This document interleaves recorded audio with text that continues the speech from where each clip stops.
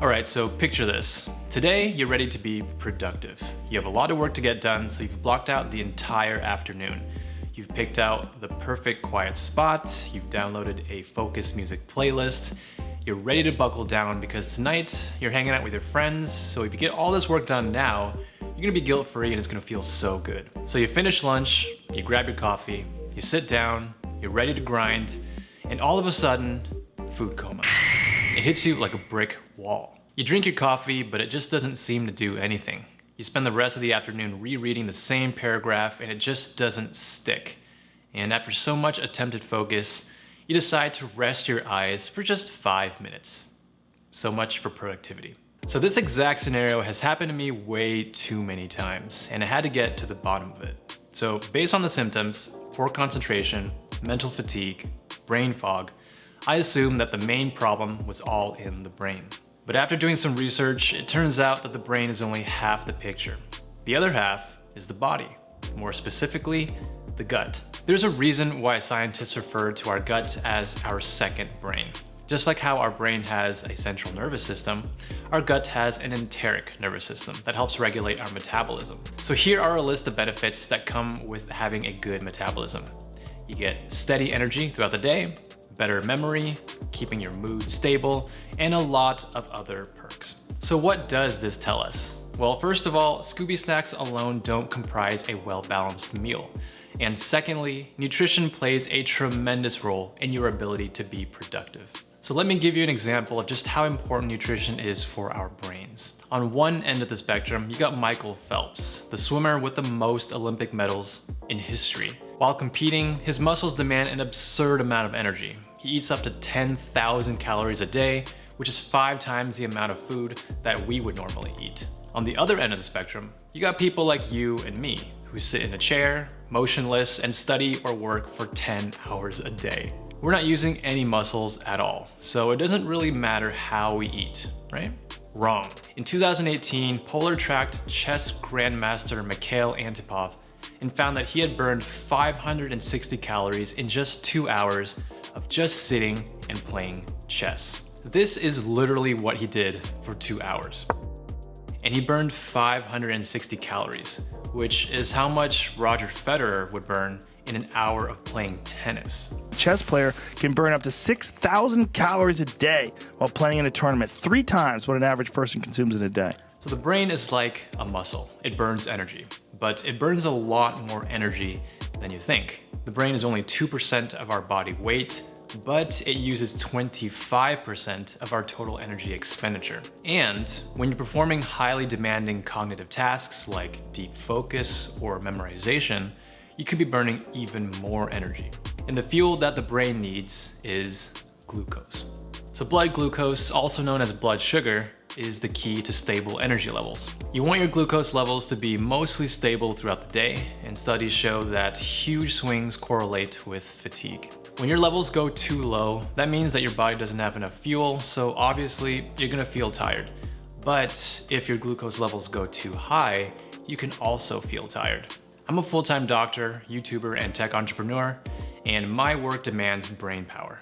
So in order to optimize my productivity and perform at my best, I tracked my glucose levels for 30 days. I used this glucose monitor by Levels, and by the way, this is not a sponsored video, but I love this technology and I'd happily take a sponsorship. Anyway, that's a needle connected to the sensor, and I stuck it into my arm so that I could send myself live glucose tracking via Bluetooth to my phone. No, it didn't hurt at all, and it was totally worth it. This is what I found. So these graphs and lines are cool and all, but what does it mean for us? How do we use this data to help us make dietary decisions? So let's revisit the discussion about the dreaded food coma, aka the post-meal slump. Since I've been tracking my glucose, I can see what's actually happening when food coma hits me. You can see here that after lunch, my glucose spiked really high. Then what happened was that my body tried releasing insulin to bring the glucose down. But my body overcompensated and brought my glucose levels way down, even below where I started. And this is reactive hypoglycemia, which caused my food coma. So the cool thing is that levels can track which specific foods cause me to go into a coma. So I know that heavy meals, especially with a lot of carbs or a lot of sugar, like this pasta lunch or this teriyaki chicken bowl, made me coma immediately afterwards. But here's where things get a little interesting. I also noticed that sometimes I was getting really sleepy after drinking coffee, when I thought I should be getting more caffeinated. Well, it turns out that when I drink a sugary coffee or I add sugar to my coffee, especially in the form of condensed milk or something like chai tea syrup, then I'm sure to send myself to Spike City. So that's the big takeaway. We want to avoid these crazy ups and downs in our metabolism. So let's talk about meal composition, meaning how to balance your meals and even in what order you should eat things for better energy. The first thing I learned was not to eat plain carbs. You want to combine it with something. Eating a plain bowl of rice would do this to me, but eating rice with some protein or fats or fiber help balance it out. So this also means that you don't want to snack on just plain carbs. For example, when you're studying. If you want to snack on potato chips or crackers or something like that, then try adding a hummus or avocado dip to balance it out. The second thing I learned was to combine sugar with something else, because sugar itself will give me crazy spikes. So fruits are high in sugar, but eating fruit is better than eating something like candy because fruit naturally has fiber in it. Another trick is that if I'm making a smoothie, I want to avoid just putting fruit in it.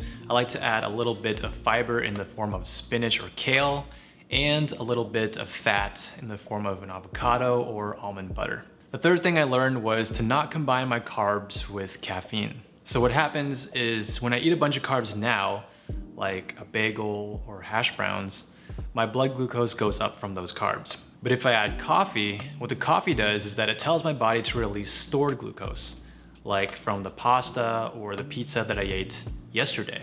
So now we have a double glucose effect from both the carbs I'm eating now and the caffeine releasing the carbs from yesterday. But here's where the combination can get deadly. Caffeine also ramps up adrenaline. When you're high on adrenaline, you're basically in fight or flight mode, and you'll try to burn all those carbs, all those calories as fast as you can, and this will send you to Spike City. Now let's shift gears and talk about how eating at different times in the day can affect your energy levels. So I avoid eating just plain carbs first thing in the morning. Why? Because my stomach is most likely empty, and eating plain sugar or carbs on an empty stomach spikes me like no other.